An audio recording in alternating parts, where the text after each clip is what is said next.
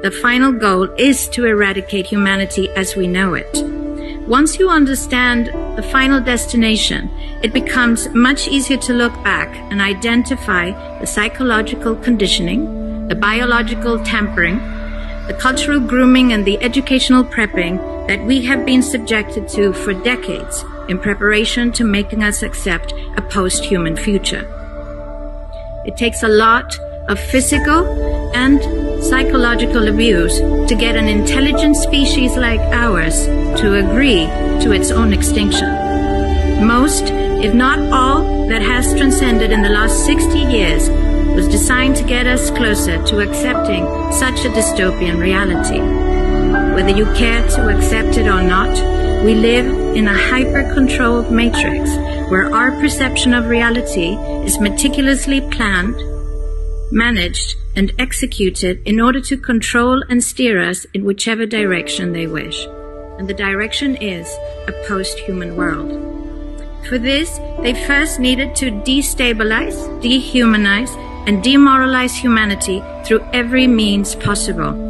The destruction of the nuclear family, children being indoctrinated by the state, abortion, the eradication of God and spirituality from education, life in megacities and away from nature, toxic food, air and water, social media, replacing real human connection and interaction, engineered financial crisis and taxation, endless wars and massive migration, stress, anxiety, depression, drugs and alcohol, constant fear-mongering, moral relativism as the new religion, and I could go on and on about how humanity has been influenced and forced to move away from all the things that give us strength, security, purpose, and meaning. A weak, immoral, disconnected, ignorant, and unhealthy population is an easy target for the next stage, the creation of an entire generation of androgynous beings. Masculinity is under attack psychologically, culturally, and biologically. Women are being replaced in sports, entertainment, and politics by men pretending to be women.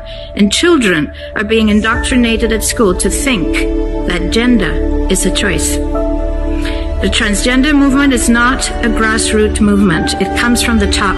It has nothing to do with people's freedom of expression, sexuality, or civil rights. It's an evil psyop with a clear agenda to get us closer to transhumanism by making us question the most fundamental notion of human identity, our gender.